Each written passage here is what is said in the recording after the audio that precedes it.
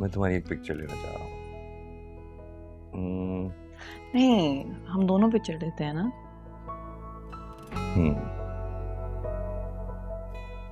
शक्ल को थोड़ी सी अच्छी बना लो। बस ऐसी ही है।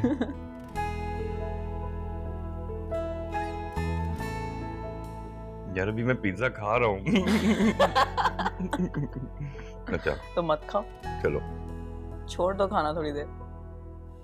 अच्छा मुझे तुमने एवं ही इसमें घुसा दिया पिक्चर में। अच्छे मैं लग कह रहे हो रहा दुल्हन यार। की तस्वीर होनी चाहिए। दुल्हन क्या कुर्ता पहना हुआ है मैंने बस गोल्डन से रंग का। अच्छे लग रहे हो ना। तो तुम्हारी एक तस्वीर थोड़ा सा खींचूंगा। मेकअप कर देती हूँ तुम्हें, फिर बेहतर लगोगे। अच्छा अच्छा रुको, ये वाली पीछे अब हम तस्वीर भी लेते हैं।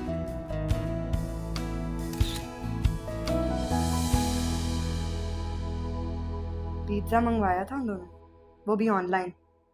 ये नहीं देखा था कि सुहेल को किस तरह लेके गई है वो। मतलब दुल्हन साहिबा खुद उठ के आई थी दूल्हे को लेके जाने के लिए। और सुहेल उठ के उसके पीछे पीछे चल पड़ा। भाई हमारी भी तो शादी हुई है, हमारे अंदर इतनी जरूरत थी कि शादी की रात को बाहर आके अपने शौहर को बुलाएं। हाँ भाई, ये जो लड़कियां 4 पैसे कमाने लगती हैं ना, उनको अच्छी तरह मर्दों को अपने पीछे टहलाना आता है।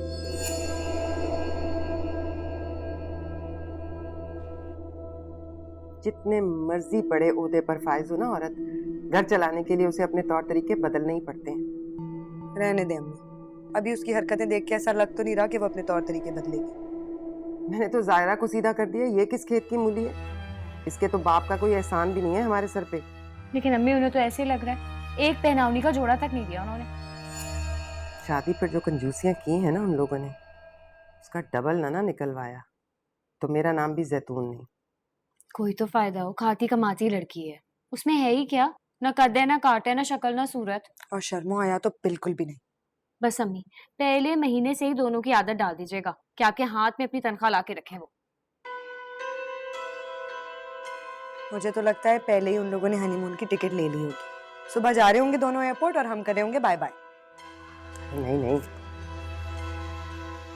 सुहेल जानता है घर के हालात, वो नहीं करेगा ऐसा। शान से कर लेगी सारा इंतजाम। और ये इस तरह की तेज लड़कियां ऐसे ही होती हैं, पैसे से इंप्रेस करती हैं शौहरों को। ये भी एहसास दिलाती हैं कि घर में जो माँ और बहनें बैठी हैं वो बहुत बड़ा बोझ है। अच्छा यूं ही बिला वजह मेरा सर ना खाओ, पहले मैं शादी से बहुत थकी हुई हूँ। अम्मी हम बस आपको वार्न कर रहे हैं, शानजे को कंट्रोल करने के लिए ना आपको कोई और स्ट्रैटेजी बनानी पड़ेगी। जायरा नहीं है वो।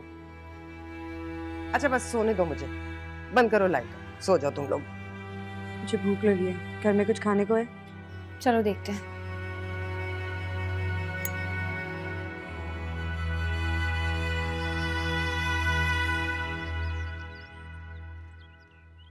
आपने तो इतना तकल्लुफ किया, इतनी सारी चीजें लाने की क्या जरूरत थी। ये तो सारी पुराने जमाने की रस्में हैं, आजकल कौन करता है ये रस्म और रिवाज पूरे। अरे नहीं, तकल्लुफ की क्या बात है। और मैं और नईम तो वैसे भी पुराने ख्यालात के लोग हैं। ये रस्मों रवाज त्यौहार हम बड़े शौक से मनाते हैं। अच्छा है भाई, आजकल तो आप जैसे वज़ादार लोग बहुत कम मिलते हैं। अब तो जिसके पास 4 पैसे आ जाए ना वो उनका दिमाग खराब हो जाता है। वो नहीं फिर देखते कि कैसे रिश्ते निभाने हैं, कैसे रस्म रिवाज पूरे करने हैं, चाहे फिर बेटी की ससुराल हो या कोई और रिश्ता।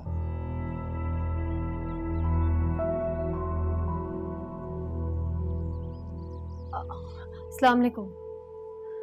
वालेकुम सलाम बेटा, बैठो। अरे बैठ कहाँ रही हो, मेहमान आए हैं, उनको चाय पानी का नहीं पूछना, जाओ।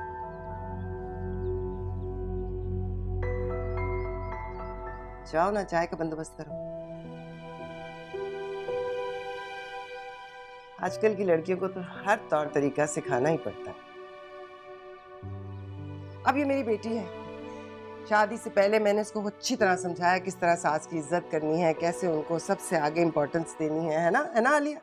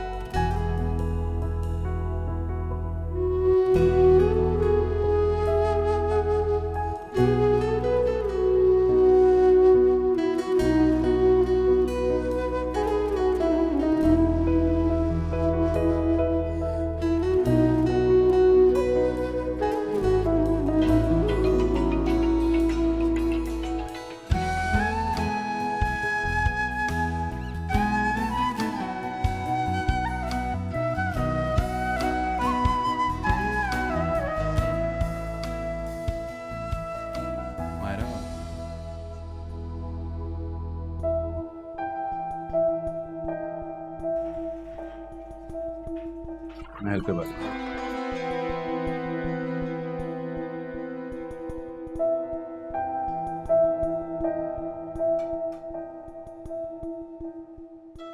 मायरा हेल्प कर दो, सर्व कर दो।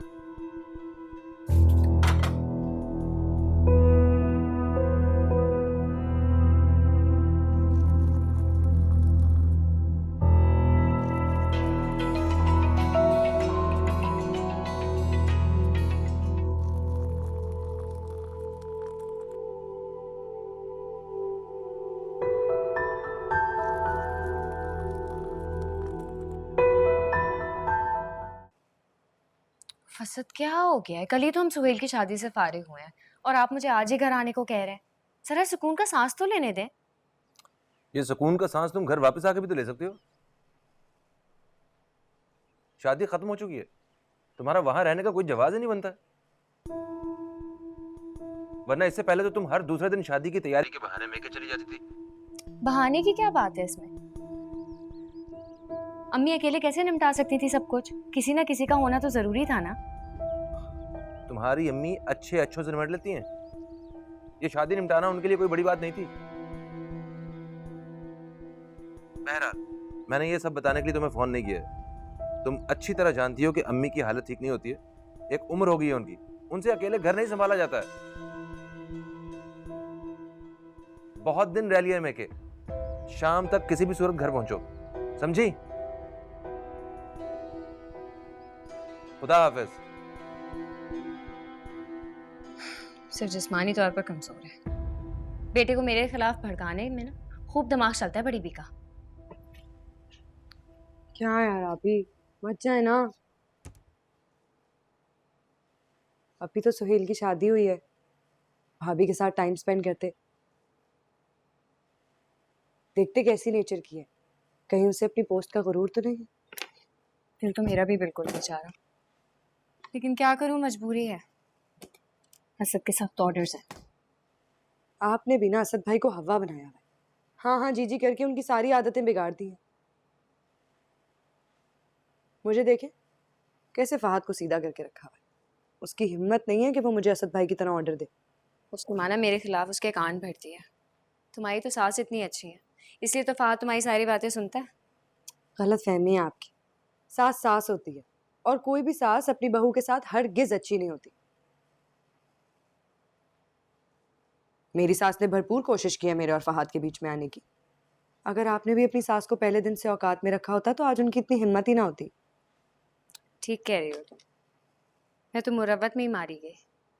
इसीलिए कहती हूँ शौहर और सास की हर बात माननी जरूरी नहीं है। कभी कभी अपनी भी कोई बात मनवा लिया करें। असद भाई के ऑर्डर को मारे गोली, ज्यादा से ज्यादा क्या होगा? नाराज हो जाएंगे तो मना लीजिएगा, और अगर ना माने तो उन्हें उनके हाल पे छोड़ दीजिएगा, खुद ही अकल ठिकाने आ जाएगी। इतने साल हो गए हैं आपकी शादी को, अब तो असद भाई से डरना बंद कर दें। प्लीज रुक जाएं, प्लीज।